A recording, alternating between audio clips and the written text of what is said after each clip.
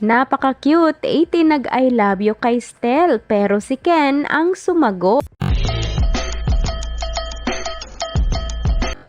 Napaka-cute ngang panoorin ng paulit-ulit ang video na ito kung saan makikita ang grupo ng Mahalima na nasa taas ng stage nang biglang may nag-I love you na isang fan kay Stel sa wikang Japanese. Makikita nga sa video ng isang sweet na 18 ang napaka-cute na naging reaction ni Ken nang mapatingin ito bigla sa sumisigaw ng I love you para kay Stel.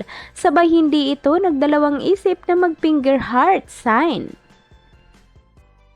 Stel Daisuke!